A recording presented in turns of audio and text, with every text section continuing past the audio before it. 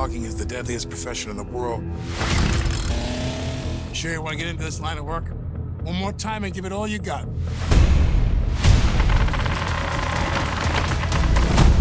It sounds perfect. Ready to work? I had a greenhorn like he was before. Couldn't make it through his first day without screwing up. Anybody back home? Was. Bye-bye, Mama.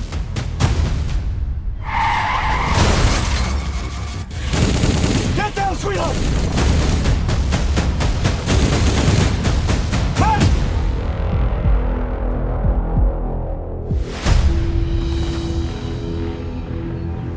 So who's this? Jack. Well, Jack, welcome to the woods. Just make sure you don't wander too far off the cut.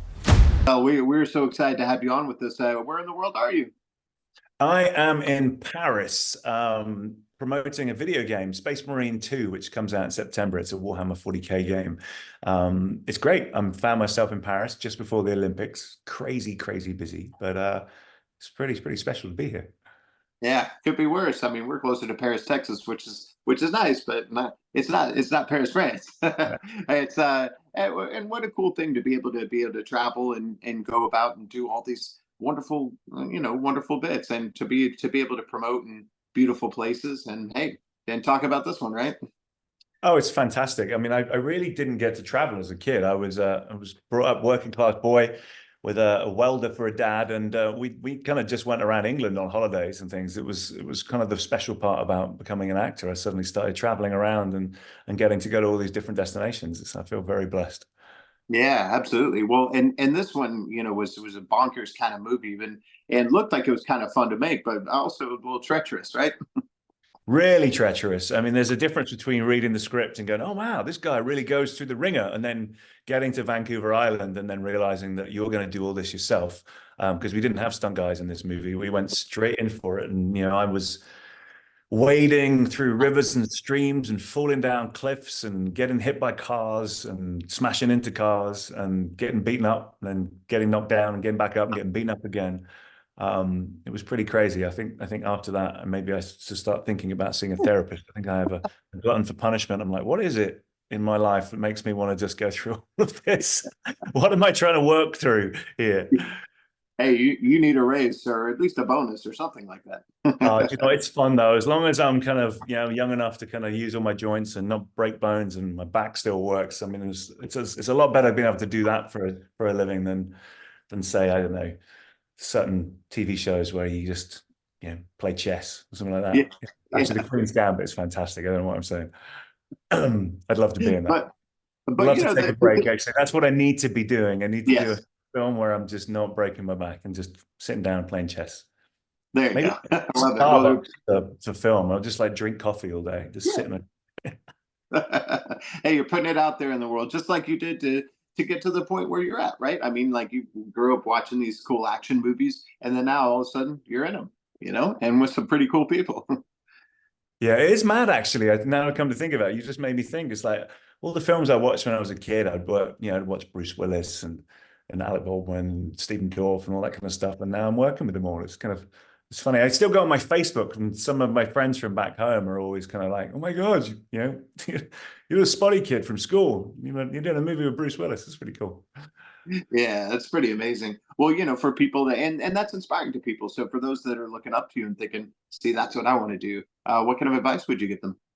I don't know. Always just try and be the hardest working person in the room, and then at least you can walk away from things and go, well, look, I couldn't have done any harder. I couldn't have tried any harder. That's my mantra for acting as well, is that you just have to go into something and just know that you did everything you possibly could to get that job. And if they don't want you, there's nothing else you could have done. And then it's not personal. And then you're like, oh, they went for this guy because he was this or that or this. But there's nothing worse than making bad decisions, choosing to go out the night before, choosing to not pick it up one more time, whatever it is. And if you have to look back at it and go, if I just done that, if I just tried harder, I think that's the worst thing. So you just have to just keep working harder than everyone else. Yeah, it's beautifully said. I wanted to ask about your Hail Mary moment, that moment in your life or career where you just had to go for it and it worked out for you. What do you suppose that was for you?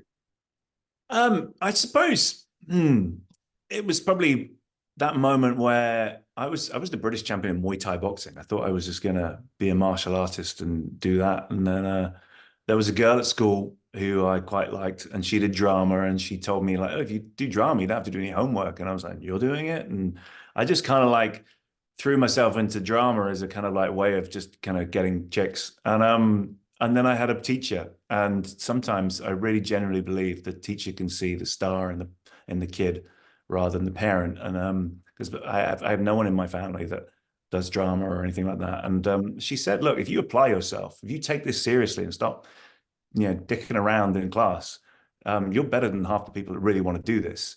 And I think I just had that kind of tunnel vision after that. I had a teacher that saw something in me, and I just kind of went, right, that's it. And I made a decision that day to go, right, I'm gonna act. And the idea of TV acting and movie acting back then was ridiculous to me. See Tom Cruise in a movie and you're like, can't do that. I thought the biggest thing I'd ever do was probably, be in a good West End play would be a dream. And then maybe like doing a bit part in some soap opera on TV would be like, oh, yeah, I'm the guy that walked on and said one line to so-and-so. So the career I've got now is remarkable. It's all down to that teacher, really. I love that. And, part of that is that success mindset that we talk about on the show. Is there something you tell yourself that kind of keeps you on the right path, even when things are tough? Yeah, well, that's my mantra, really. It's just been, I had children when I was really young. I was 21 years old when I started making babies. And I'm 42 now, and I've got friends that are my age that are only just getting on that kind of father, mother wagon and having kids and settle down. And my kids are 18 and 14. And I think it helped a lot when I was 22 years old or something, and just going, like, it's not about you, Clive. Already, it's not about me. It's about someone else who's got to provide. I got to work harder. I got to put some food on the table here. And you just have to think about your kids' faces and go, right, I do this for them now. And I think that helps with the success. I mean, it's not easy, and there's a lot of pitfalls and some ups and downs and ebbs and flows that have come in the way. But I do look back and think that was my driving force, really. It's my children. Yeah, I love that. And what do you think you'll always remember about working on this movie? Is there a certain day or scene or time where you're just like, I'm not going to forget this? Might be an injury. All the time. There was a funny moment well, not so funny at the time, but it's funny now. But Tom Welling is in the film, and Tom obviously played Superman in Smallville, and he's a massive guy, and he plays a bad guy in this. So yeah, you meet him, and he's lovely in real life, but you kind of still see him as Superman. And then we're doing this fight scene, and the car crashes. The car's engine is still on. He opens the door. He pulls me out of the driving seat, throws me on the floor. But as we did one of the takes, my foot caught the gear stick and put it into reverse. So as he throws me on the floor, my legs are underneath the wheels, and the wheels are going backwards, and he's going to run me over. I was very lucky not to kind of be paralyzed. But at the nick of time, this massive hand came and grabbed me by the scruff of the neck and pulled me out from underneath harm's way. And so now I can actually say I was saved by Superman. But yeah, that was a funny moment. It wasn't so funny at the time, and we carried on filming during it as well. The director jumped into the car, Brian, and turned off the gear and put it into neutral again. But it was one of those moments where you literally do. I mean, I was too busy fighting to realize what was happening, but there was an aspect of like my life could have flashed before my eyes if it wasn't for Tom Welling. Wow, my goodness. Well, what else are we going to see coming up from you next? Because you've always got something good going on. Yeah, I mean, I've got the Space Marine 2, which comes out in September. It's the Warhammer 40K video game that I'm promoting right now. And then as soon as I've finished here in Paris, I'm going back to Los Angeles to film season 4 of The Morning Show. And there's a couple of offers that have just come through, so I've got to figure out what I'm doing next. But I'm going to have a busy end to the year. Oh, that's a good problem to have, right? Yeah, it is. I feel really lucky at the moment. It's been a tough year for a lot of actors. But yeah, I managed to throw my gauntlet into the ring and keep myself busy. Oh, that's great. I love it. Well, thank you so much for being with us, and thanks for giving us a good, entertaining film. We needed it right about now to distract us. And we're looking forward to talking to you again soon and following along with everything else you're doing. Brilliant. It's been a pleasure. Thanks a lot, mate. Thank you so much. What about the cut? He's on schedule. So I'll see you next week.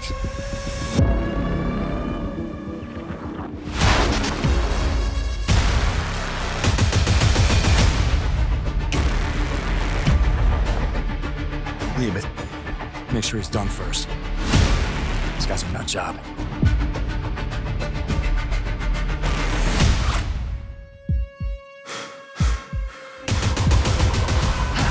Hey!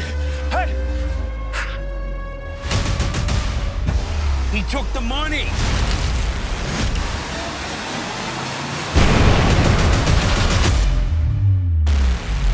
There's something burning near Miller's Gulch. You mind telling me what happened here? Irresponsible. There's not a chance in hell this guy would make it through the night.